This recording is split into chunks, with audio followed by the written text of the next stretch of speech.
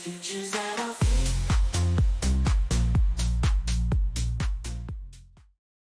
Well, hello and welcome to another episode of the Edufuturists podcast. You will, if you're watching on YouTube, you're very welcome. If you are listening on Spotify or wherever else you are, you won't see who's in the studio, but we have somebody straight in the studio to start with, which is wonderful. And we're going to get straight into this brilliant, what we know will be a brilliant conversation on this theme around education, where it can go, how it can be different, and the impact that education can really have. Steve, it's good to see you, but I see you a lot, so I'm not going to even talk to you because I'm bored of talking to you. You're a lovely guy, but I don't know what else we can say. But what we do want to do is welcome our guest. Most people who are in this education space and doing education differently space will know our guest, and she's got a new book out as well. So we're going to dive into that. So, Jaz, over to you. Tell us who you are and a little bit of your background for our listeners. Hey everybody, I'm Jaz Ampaw-Farr, but like Beyonce, just Jaz is fine. I don't think you ever stop being a teacher. Early years trained, secondary school governor, passionate about reading, writing and spelling. They were my tickets out of mindset poverty, never mind physical poverty. And I decided to be 10% braver and do a TEDx talk and talk about the impact that teachers has had on my life, which led to a book deal and now this speaking career. So now I travel the world telling everybody about how teachers are everyday heroes and calling education up to get ready for the world that is being created in the future. Yeah, so tell us a bit about that, because that's a really interesting bit of being asked to be a speaker based on other people's influence rather than the influence you've had. I suppose it's that whole story, and I think it's within its title of the book, in it, in terms of, because of you, this is me. Maybe let's start there then, in regards to, for those people that have seen you speak, great, but the book itself, in terms of context, tell us a bit about how we got here. Yes, I know that obviously you've got the TEDx and all that kind of thing. I'm guessing from all of those stories and all of those years of telling those, you've had to then really narrow it down to the people that are in it and the stories that are in it. How did that process happen? And you know what? It wasn't actually that. I mean, you don't get to be the fabulous human I am without therapy, right? So I have had good therapy, bad therapy throughout my life. The last therapist I spoke to was absolutely fantastic. Said, I said, why am I like this? How am I so resilient? And how have I survived? And so many of my brothers, my sisters, why is it different? She said, look, if we knew that, we could bottle it and sell it. We've just got to go back and look at what are the things that you remember being massive turning points. And when we went through and looked back, I'm like, it's 5 teachers. It's 5 teachers. I was like a baton in a relay race and they passed me through. And if you look at the difference between me and my brothers, my sister, my family, that's it. There's no other difference. There's no other influence apart from those 5 educators. So it was natural that when I started speaking, I was doing literacy and traveling the world, advising governments. And when I started speaking about kind of just the impact that teachers have, it was natural that I would pull up on some of the things they did. But when I strung it together, I realized this kind of thread. And I talk about like 5 teachers and a cast of accidental saviours, like Dave the caretaker, who used to let us go on his, I don't know what it's called, a Zamboni thing that buffers the parquet floor. I mean, no health and safety knowledge, but lovely guy. There's these other people who were human first and professional second in education. So it literally came about from working out, why am I not statistically doing what I should be statistically doing? Why aren't I in prison? Why aren't I addicted to substances? Why haven't I been lost in sexual exploitation? Because of 5 teachers. I mean, that's it. So it's not even, let's shine a light and educate. No, it's literally, oh my gosh, if this is possible, then what do we need to do in our education system to make sure that we can show up for every child that comes through our hands? It gives me absolute goosebumps. I'm not even joking. You're trying to be dramatic. I've got goosebumps here thinking, like, the statistics are the data. But behind every every number, there's humans in that space. So just because people come from a certain postcode with a certain ethnicity, a certain gender, a certain parental background, and education level of parents, all these things are statistically and probabilistically telling us this is the trajectory you're going on. And what happened, that collision of those 5 teachers at different points has gone, that trajectory can change. And it's giving me goosebumps because I'm thinking to myself, both me and Steve have been teachers. I know you've worked in teaching as well, and you've worked with thousands of teachers. And sometimes we come home at night, don't we? And we go, that were hard work. What do I do this for? Why do I do that? And then you read a book like this, and you hear stories like that, and you go, that's the impact. And we all have those wonderful examples of teachers that, or hopefully all of us have examples of teachers that have made an impact on us. I've mentioned them multiple times on the podcast, and I think about, hopefully I've had that for other people. They say they have. I've had a few people that have spoken to me since. But it gives goosebumps purely because you can literally change somebody's life and the trajectory of what should be into what could be. And that's what I'm hearing here. You've become this person. I wonder if it's possible, where I know what you talk about in the book, just to kind of give a bit of context to saying why the trajectory would have gone that way, and then how that then has become what teachers have done to make a difference. And I've got to say, like, the reason the book the book took 7.5 years, and I went back into therapy twice. It was really hard. When I'm speaking, I speak about stuff that I've processed. So whether I'm doing my Everyday Heroes keynote or 10% Braver keynote, it's things I've processed when I'm talking about lived experience. There's some stuff in the book I've not processed. And it's not that it's like, I'm going to have a breakdown, but it's hard. It's hard to talk about. So I'll give you the version that I know is safe for me. And people can go read the book if they want more details.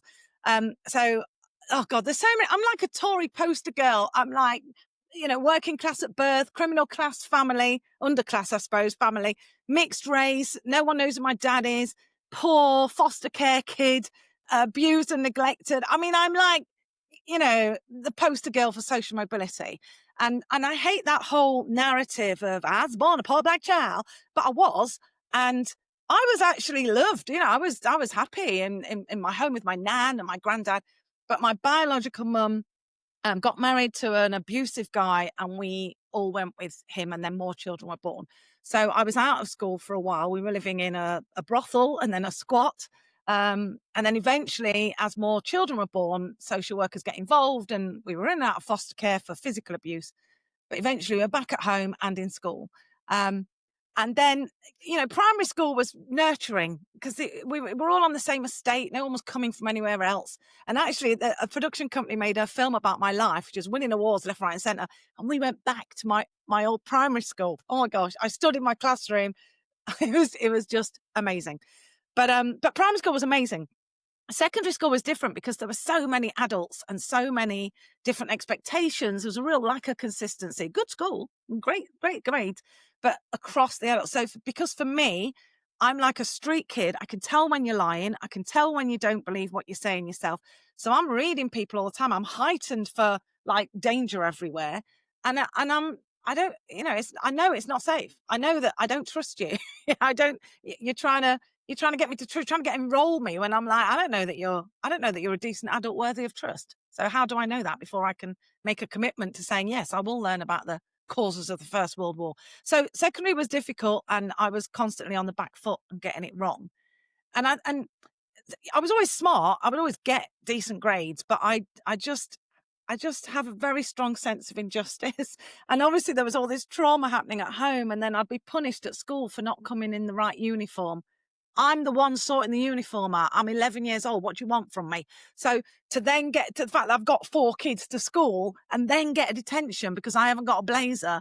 I keep saying this, but you can't keep a rat in a cage, let it and poke it with a stick and then let it out and moan when it bites you. So I was constantly on the back foot, and I was arguing a lot because I felt there was massive injustice, but I didn't have the emotional literacy to talk about what was actually happening. When I was teaching reception, we used to do home visits.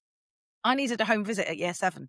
I mean, there's enough adults. I needed someone to come to my house so that they could understand what I was navigating. I mean, that would be really useful for a start. But so it was this kind of whole journey of a kid like that, a girl in the like 19s, growing up in the 70s and 80s who's mixed race. I mean, when I went to social services when I was 12 and disclosed, it's on my notes. Likely to lie, stepdad less likely to hurt his own white children. I mean, there was attitudes and biases around at the time that meant that I was kind of nobody's child. And all of those things, and also my approximation to gangs and the life on the streets, which was a lot more belonging, had a lot more belonging in it than some of the secondary school experiences.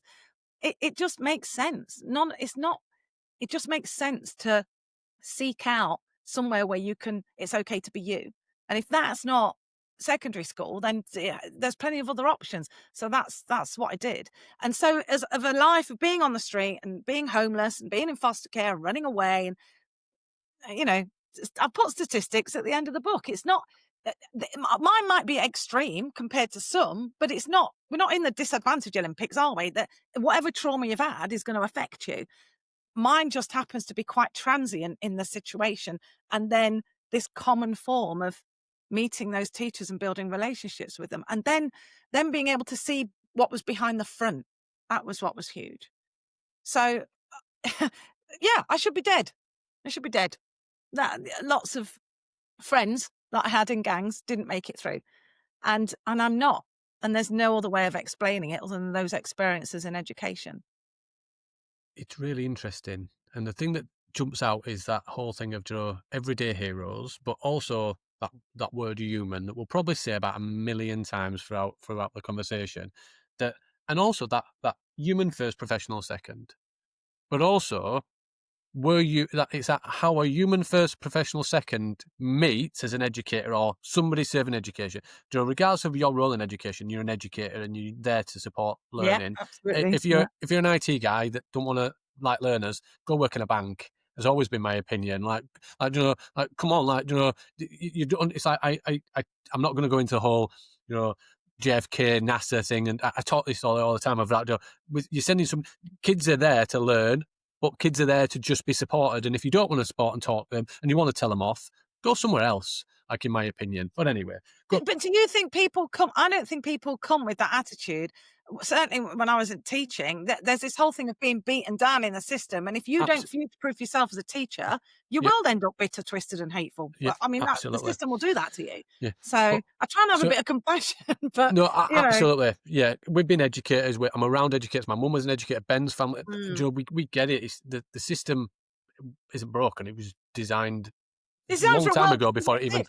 Yeah, exactly. This is a world we don't know about. Yeah, exactly. And still think it's okay. But that human first, professional second actually was met by you being probably a professional barrier up person. I'm just trying to name that in that basically you were playing you were coming with the alternative to that, and the breakdown of that person going human first, professional second actually brought and trying to shift that you were not being human in school because you were putting your barriers up and couldn't be yourself and the real human that you were because you were not connected, you weren't engaged, you felt that you were being attacked or in a safe space. So actually you'd put up a professional, whatever we want to call that professional, you'd put up a barrier and switch the other way, not through your own fault. And it was about those breaking down the barriers to bring human to human. Human connection is so important.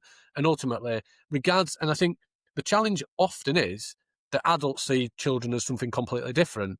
And it's like, they're just younger than you. I get that they've not... Many adults, many humans. Exactly. Just speak to them like normal people can. Oh, you speak to your kids like they're like the normal people. I was like, well, they are normal people with just smaller hands and smaller clothes. Like, what do you mean? They're like, well, I'm not going to put like a special voice on.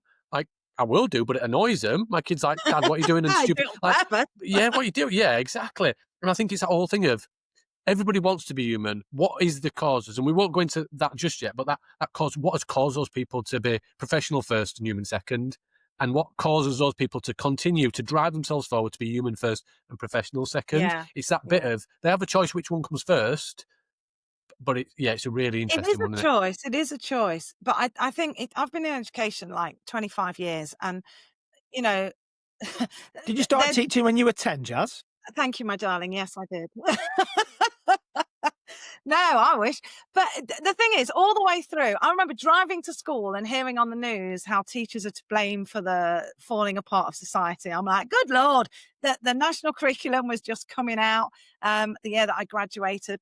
Everything was changing. We did all these plans, we did all this record keeping assessment. And then 2 years later, oh, here's a little binder. Forget the 9 folders that we gave you because we never got round to delivering the other 2. It's just moving goalposts all the time with a lack of, what you do makes a difference. There's a lack of trust. There's a lack of, and don't get me wrong, I know the administration is supposed to look at data. It's supposed to look at evidence and data. That's right. But we're humans, and we're like, we do names and faces, and the whole story of it. And I do try and be compassionate towards this, is how exhausting it becomes to try and do what you came into teaching to do, make a difference. Especially in the past, like the performance related pay. You've got two kids, one who's going to get A stars and one who isn't, because they're having to get their own food together because the granddad's an alcoholic, the mum and dad's full of drugs and run off, the brother and sister's trying to pressure him to sell drugs. Turning up is a miracle, but you've got a mortgage and 3 kids yourself. Where do you direct your time? So and then the kind of pitting against each other with like seeing Ofsted as, league tables and scoring. There is so much. If the kids win, we all win. Society benefits from children being educated. There's no political angle to it. That's just how it works. These kids are going to be doing our hip replacements, so investing in them makes sense for us, purely selfishly, nothing to do with, making the world a better place. So I think you go into education with a passion. And I see, when I was working with some students, some Teach First, just been graduated, and they were like, I did this big Leeds Arena gig, and afterwards I was doing a workshop, and they said, I wish you could come into school because there's teachers in our school, and they sit there and they're like, oh, kids, and they hate them and blah, blah. And I'm like, yeah, they were you once. They started where you are, passionate about the job, full of energy. And over time, it's been beaten out of them because they didn't have a future-proofing strategy. That's one thing. And because this whole thing of them and us, it's not there that we're the system. We are the system, and we have more agency and autonomy than we realize, because we're so busy trying to do the day. We sometimes forget that actually you existing, you being in a place, you being a waggle, a living waggle, has more impact than what you're trying to teach people. I always think, the school is important. The curriculum's important. You should be doing that. It's the clues in the title. But nobody ever said, oh, I love that assessment we had in year 9. That was the best thing about No, people talk about the impact that people who believed in them had on them. And my kids are namby-pamby, couscous eating middle class kids, right?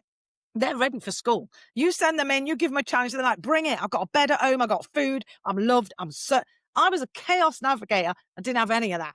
But if you want to enroll me, you've got to have empathy, stand with me. Mark Finnis talks about that, witness first. Then you've got to engage me, and then I'm all in. You're ready to enroll. But what we do in school is we so operate on fear of what will happen if we don't get this set of data, or that we start taking, like, what's the lowest common denominator? Let's do more interventions. Let's do more. And I'm like, yeah, all these things are good, but there's a relationship that comes at the beginning of that when you get that right, everything else is easier. So I think people come in wanting to do something and are met with this barrage of, you've got to do more with less. By the way, you're not good at your job and we don't trust you. Constantly. And they don't have an alternative, like, a future-proofing strategy. Mental health is huge because teachers are giving of themselves the whole time. And I'm talking about teachers. What about TAs? They're the ones running the school, for crying out loud, getting paid half the amount and giving more than they should. And then eventually it does get to the point where, your husband turns around and says, school gets the best of you and I get what's left. And then you're faced with, what do? You get divorced. You start trying to do something different. We're chewing up people and spitting them out, and it's not good enough, because we're saying to the kids, I'm sorry, this is my soapbox. We're saying to the kids, work hard, try your best, and one day you could just be just like me, bitter, twisted, knackered, praying for retirement. That's not a compelling story. We deserve better than that. The kids deserve better. We deserve better. Society deserves better. So I think that gets squashed. That's the first thing. And when people do become human first, let's not beat about the bush. It takes a lot of bravery. And that's why the whole 10% braver message is so huge. It takes a lot of bravery for school leaders to stand up and say, you know what, I'm going to serve my community and my children, and that means I need to do this. And it might not always go in alignment, but me and my house, that's what we're going to do. That takes a lot of bravery to do. And you need support. You need the team on your side. You need governors on your side. So it's constant, this line between what the government need us to do and what we need to do to get to that point. But I see so many schools and so many trusts who have achieved this. They've got relationship policies rather than behaviour policies. They've got OPAL, like playground rules, where they focus on how to manage yourself and how to take turns and do basic stuff at primary. in December, I'm making micro documentaries about I'm doing a a virtual school, a primary school and a secondary school, who just put the stuff that's in my book into action and the grades go up. Oh my gosh, who would have thought? So for me, I know sometimes I've talked to Amjad about this, Amjad Ali, and he says, look, our kids don't need the extra support, Jazz. If they're doing a project on castles, we're going to take them to a castle. They don't need the time. There are kids that need the time. And I agree with that in one way, but in the other way, what's that thing about a rising tide rises all ships? Lifts all ships. Yeah. Lifts all ships. Yeah. Water in a pond, everyone's going to come up. So I feel like in the age of AI, which I'm a big fan of, in the age of preparing kids for a world we don't know what it looks like, the ability to connect on a human level. I mean, businesses are investing it because they know that's where the money's going to be. It's a currency that we are doing ourselves and the kids a disservice if we don't start breaking down and systematically embedding across all of our practice. I love that soapbox. Stay on that soapbox. I know. But the thing is, no, you're right. You're right. You'd be like, calm down, Obama. Calm down, Obama. Yes, that's it. That's going to be the title of this episode. Calm down, Obama. No, but I love that there's very clearly a passion, and there's very clearly a structure. It's not like, we're mourning about everything that is. Because you're right. I do think that really interesting that you said that the teachers that are mourning in that staff room, if there still is one, or counting down to retirement, were once those bright-eyed, bushy-tailed, really excited about where it was going to be. Interestingly, and I put a couple of notes in the book as I was reading it, and one thing that really jumped out to me, and you've already said it, in what you're talking about, is that teaching starts with awe for relationship. And you were talking about Mr. Simpson and that, and I'd love us to hear about the different teachers in a moment. But you said he didn't smile much. And what I needed was a smile. But you knew that when you went to high school, teachers didn't seem to have as much time for smiling. Yeah. And that starting with relationship, I think, is crucial to all of this, because you remember those 5 teachers, and it may well be some years ago. We won't talk about how many, but it may well be some years ago, but they've had an impact on you. And for those people who are listening to this who are still at the chalk face, who we celebrate, we love, we're grateful that you keep at it. How do, and maybe just start here, how do we get to that point of relationship being the basis of what we do, when we've got all these other pressures and the performance tables and Ofsted and data and compliance? It's tough, right? It's tough. It is tough. And there's a time to say, you know what, hands up, I'm going to go and work in IKEA and have an easier life.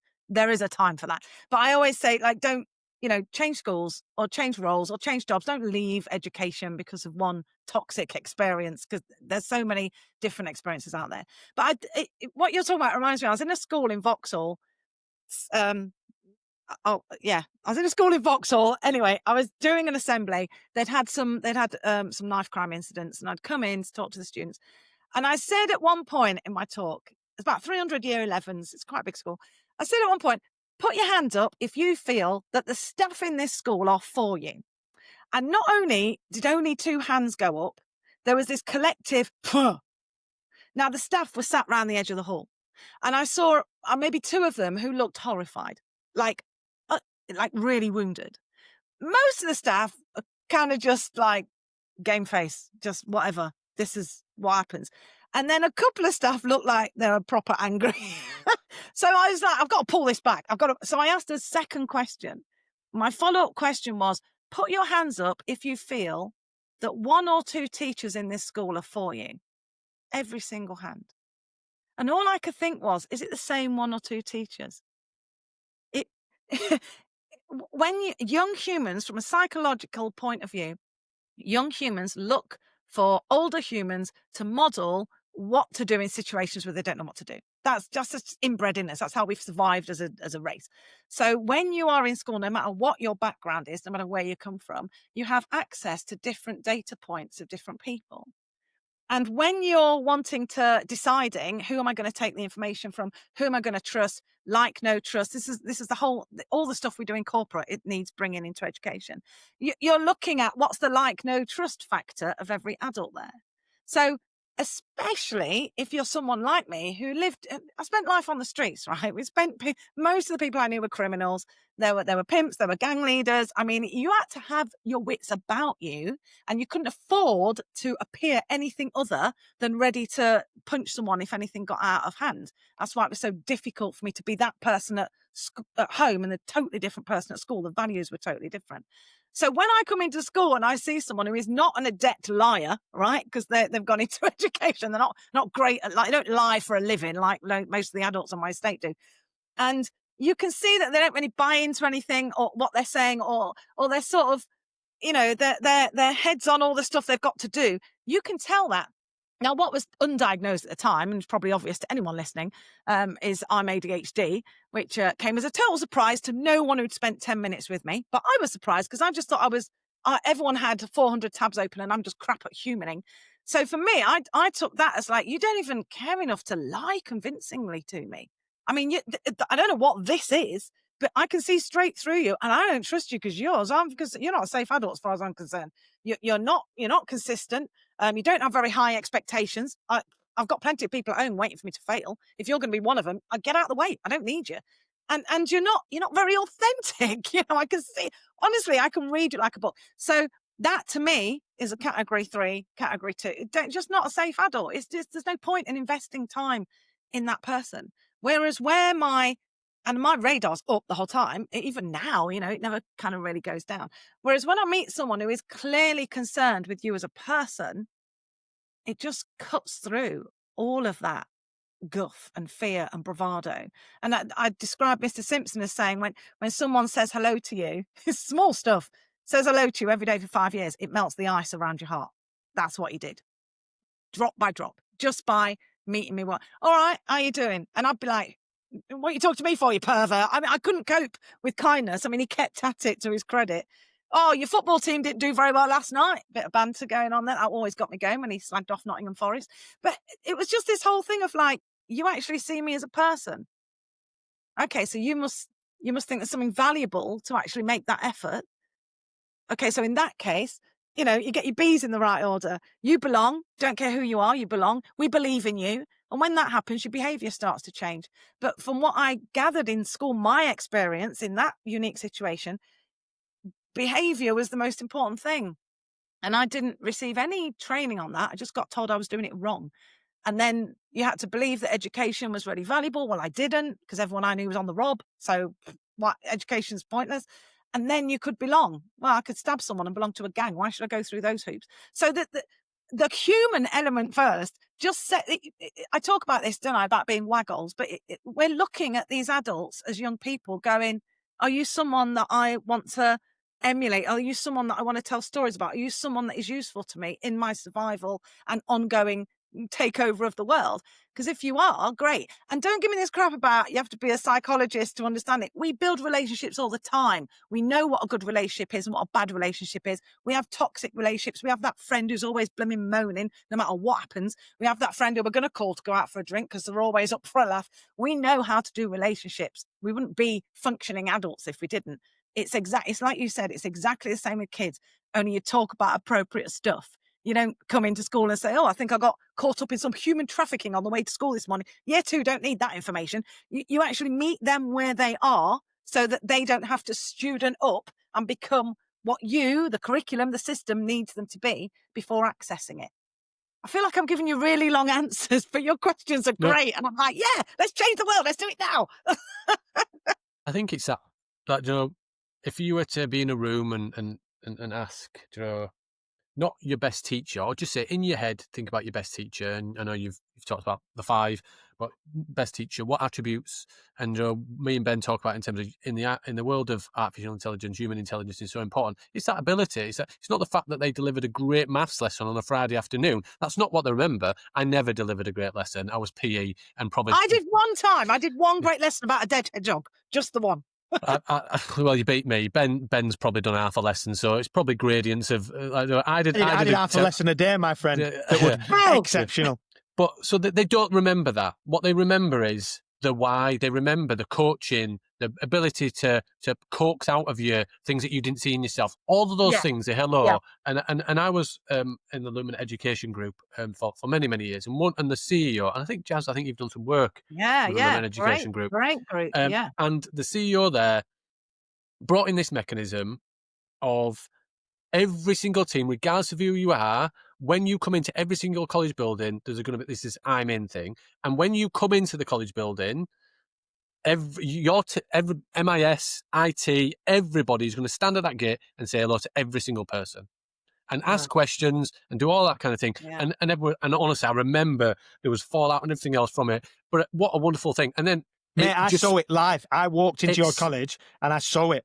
You it had them, spiraled. yeah, big It time. spiraled like ridiculous. So like the performing arts teachers were like bringing like musical instruments and then like the sport, and it was just ridiculous because Yeah. ultimately what we have to bear in mind is I'd come from, because it was through a merger. So I'd come from Josie Priestley, which was in a little, I thought, wow, this is a bit edgy. I'm from Rothwell.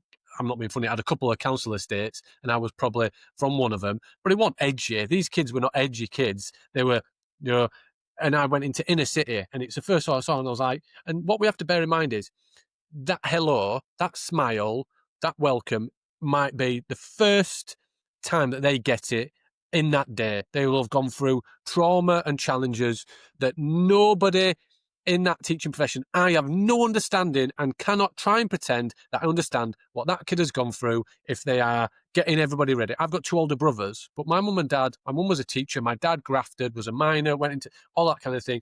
But I was still from a place of privilege in that regard of I didn't have to get myself ready. I did because I was, you know what I'm saying is I didn't have to do that. I didn't have to drop brother and sister off. I didn't have to worry about, oh my God, I've not eaten, but you know what? I'll probably get me £3 from college for my lunch, my free dinner, and I didn't have to contend with that. And we didn't understand. I didn't understand.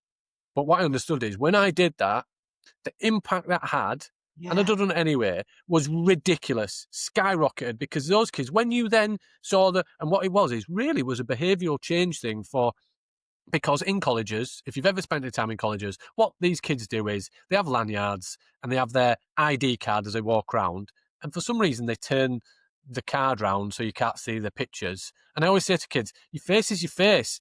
I can see it. There's no point turning your card round. If you're ugly, you're ugly. I've got to bear my face. You do your same thing. And like, you know, and you bring the human element to it because ultimately, I don't know these kids. I can't pretend to know the background and the challenges they've got. But ultimately, if they do disrupt or bring a challenge or the behaviour isn't what we expect, because there is a level of expectation. If the Hey, that's absolutely the is key it just, and I'd be like, wind your neck in. Are you upset again because your football team's got beat? Or oh my God, are you getting annoyed again because so and so? Oh, and I think that mechanism and the people brought in changed the game in that organisation. Do you feel like it gave you permission to be absolutely to be myself? Yeah.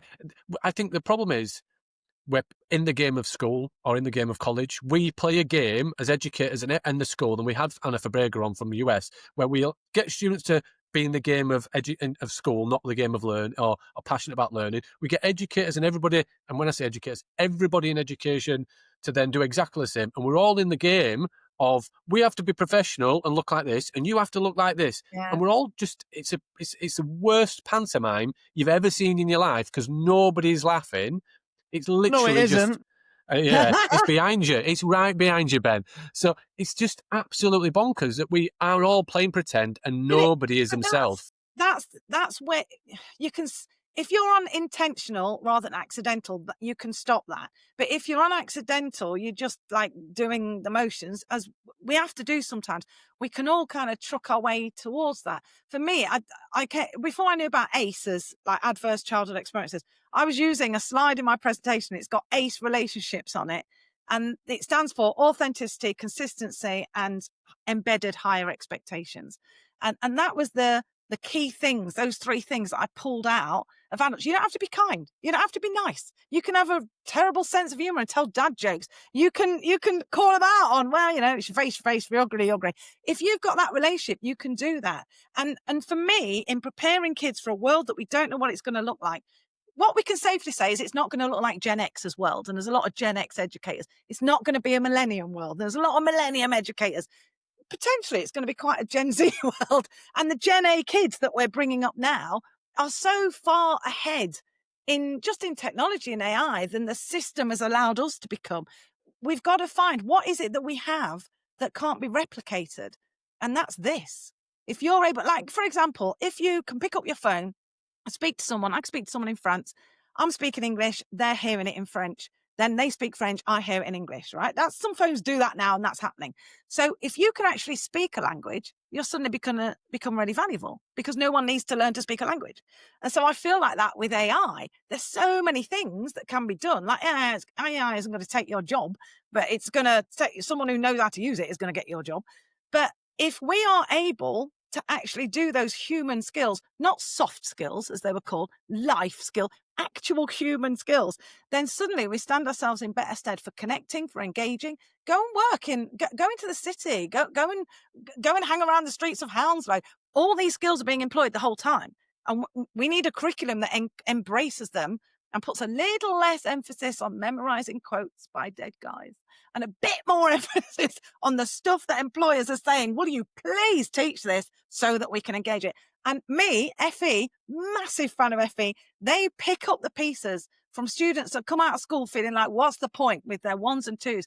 And somehow a year later, they're getting fours and fives. Well, what happened there is because of the way that colleges tend to engage on a personal one-to-one level with a human first. I work with a lot of FE colleges, and it's just a thing of beauty. It's a thing of beauty. So I feel like it's all I bang on about, but I do feel like it is a brave choice. But at the end of the day, we have to decide what we want people to say about us at the end. What we want to. I want to be able to say I did the best I can with the resources I had at the time. So if you're feeling you're not doing your best, then check your resources, and that includes people. That includes this podcast. That includes finding a group of people that can have these life-changing ideas. And I heard I was totally lying about who I was as a teacher. I was just trying to keep my head down and try not to attract too much attention, and inventing this brother called Tarquin that I thought made me look more middle class. And then I heard David Cameron speak at an event, and I'm like, I didn't think you could talk like that about education. And then Paul Dix, and then this, I kind of went on thinking, hold on a minute, this is amazing. And that kind of Twitter glitterati, which I know you boys are part of, it's just a place where you can have those courageous conversations and decide what your why is and how you're going to act it out in the situation that you're in. Take bravery, though. Absolutely, it does take bravery, and I think you talk about that for sure in the book. But all the things that you hear about from your TEDx, from all the other bits, like, you're being brave. I know you might say, well, yeah, the teachers were. You're being brave in putting your head above the parapet and saying, do you know what? Like, we can do something different. It can be done differently. It's not rocket science. What we're saying is, smile at kids. Do a little bit to try and show that you're interested. Show you're interested, and guess what'll happen? The kids will. It's botheredness that Howard Roberts talks about. We've That's had on the what podcast. he talks about, yeah. It's exactly. Yeah. It's that as well. I wonder if just before we always end our podcast with quick fire questions, but I just wondered if you could give us a quick synopsis of the teachers that you talk about in the book and the difference that they made, because I think there'll be different people that are listening to this that will resonate with the different elements of the different teachers. I wonder if you could just give us that. Well, Mrs. Cook, my first teacher, was just very. She used to say, "Who are you going to be? Not what you're going to do. Who are you going to be when you grow up?" She used to call us ladies and gentlemen and architects, and she would project success onto us, and then create these corners where you could be creative. Like, she believed everybody was gifted and talented, and it was her job to find out where. So there was this freedom of creativity in there. Mr. Williams, he was an all right teacher, I've got to say that. I think he was pretty. I don't know whether he just didn't realise. I was in a class for the kids that kept trying to run away from school. I don't know if he realised he was in that class, or whether he thought he was in a young offenders institute or maybe some kind of social club. But he would try. All he cared about was getting us to get engaged in a task, and he would do anything that would include that and try not to get distracted. But because of his appearance and what he looked like, he was the figure of a lot of fun. But he was relentless in his commitment to. It was like he sat down at the beginning like a coach and said, by the end of this year, you kids are going to read and write. And I don't care if it kills me, it's happening. So you can be with me or against me, but we're doing this. It was that would have been his pep talk, driven from something that was driving him. But he was very much, straight down the line. And I noticed his sense of injustice. He was passionate about something I wasn't passionate about, but he was determined in his sense that it's like, whatever you do is not going to affect my idea of what I need to do. So you do what you like. Me and my house, we're going to do maths. Mr. Simpson, very really smart. He had a kind of self-satisfied, smug look on his face a lot of the time, but just very calm. And the thing about his sleeves rolled up in his tie loose, I always joke about, trying to make it look like teaching geography was hard. And I've got a lot of geography teachers after my blood, I know that. But he looked different. He appeared relaxed, and when he spoke, he was relaxed. He wasn't stressed out about, and other people's stress put me on edge because I'm on high alert the whole time. And he was consistently on one level, which was so blooming. Oh, it was like gold dust to someone who is like this at home and not regulated. It was amazing to have someone who was just there. It's just incredible. Miss Archer, she was another one who wasn't a big smiler, not very touchy-feely at all. I mean, some people have read the book and an exercise that she did in the drama group, I don't know if you remember, and said, I don't know if that's appropriate. Maybe not now, but back in the day, and if you knew her, bang on brand. And she was very much, when I was like literally tearing into her about how you told me if I tried hard, I'd make something myself. This has been a waste of time. I could have been in a gang. You're a liar, blah, blah. She just stood there. And her response to that massive tirade of anger, misplaced anger, it wasn't her, I was just mad at myself, was, if you were truly committed, you'd ring every university until you got a place. I mean, it's a bit brave, a bit blasé as well, but it just cut through all the crap to me of like, right, well, okay, it was audacity. That was what I took from her. And Jeff Redman, I say in the book, he taught me about compassion, and it was compassion for others. It was a kind of willingness to look behind the front, but also compassion for myself. Because when you have a very strong threat circle, your drive circle can grow to try and compensate it, but your self-compassion circle gets very small in relation to that. And he really kind of showed me what it was to give yourself a bit of grace, and which is a practice I still practice today alongside other people. So, which is why, I mean, believe you me, my nan used to watch the news and she'd go, hang him. She was a proper, I mean, God, if she ever got in charge, there'd be no one left. But, and I want to be like that. I want to be really black and white about things, but I can't help but understand there's a journey that everyone's gone on, and that's brought them to where they are. What I don't condone is this laziness of just staying there. And each of those 5 teachers had a way of not saying, computer says no, it's the system, what can you do? They were like, this is what I believe, and this is who I am, and this is how I'm going to show up. And that's it, end of story. And I noticed and noted that about them. So now I don't think I'm particularly brave. I mean, I'm saying this stuff. What are you going to do? Fire me? Don't book me to speak? I can always go and work in IKEA. I'm brilliant at putting stuff together. So I'm doing this because I want the attitude around what teachers do to change. And I also want schools to realize how much power they have and take that agency, autonomy, and not operate under the fear of what might happen if they do something different. But it's mainly redemptive. I can't change what happened to me. I can't save my brother who died of a heroin overdose before his 40th birthday. I can't do anything about that, but I can stand and say, these are the differences that you make. These are the things you do. They are small. They are mildly compassionate sometimes. They're very high expectations, but they are embedded in this authenticity that I can trust. And when you take that, rip up the page of your behaviour policy and put relationship policy on the front. Because a behaviour policy is like, here's the 300 things we want you to do, and here's how we're going to punish you when you don't do it, which I understand is, relevant. A relationship policy is, here's how we're going to show up and fight for your highest good, and here's what we'd like in return. It's a totally different way of being, and I know which one I'd rather operate under. In the schools I was in, even when the B's were the wrong way round and the policies were all about behaviour, these individuals made it worth me sitting up and paying attention to them, because they were the sort of humans that I thought, if it's possible in any sense, that is a sort of human I want to be. So I responded to that.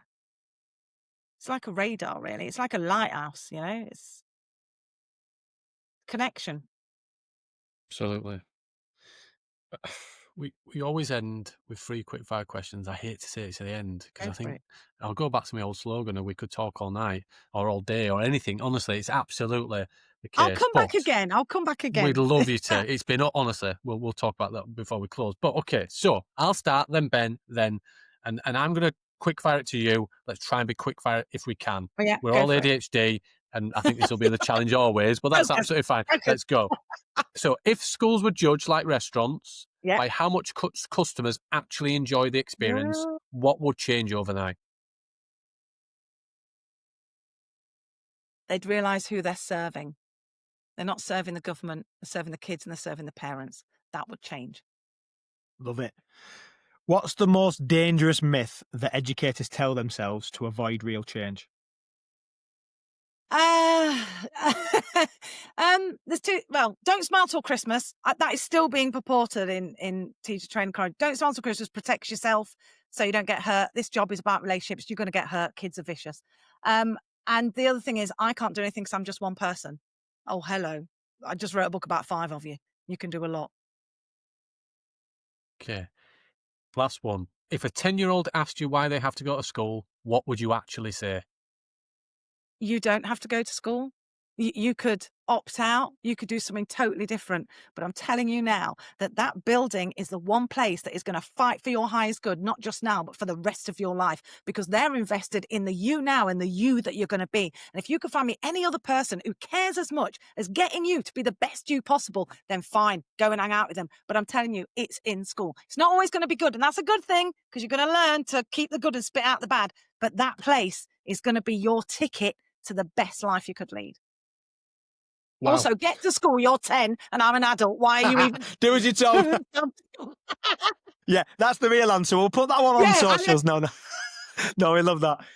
Jaz, it's been an absolute blast. This has been one of those where Thank you're just you, thinking, Tyler. have we got to 46 minutes? And feel like we could have had 25 more conversations that have gone on for another sets of 45. So thank you so much for sharing. Thank you for And thank celebrating you for your teachers. service. Thank you for doing this podcast. It really is a corker. Thank you. Thank you. If you're listening, you're watching, and you haven't already 10 minutes into the conversation ordered the book, please do. And the link will be in the show notes. It's called Because of You, This Is Me, another Crown House publishing book. Please do. And follow Jaz. We'll put all the information in the show notes. Thanks, Jaz, so much for joining us on the Edufuturists podcast. And we'll hopefully see you again very, very soon. Absolutely.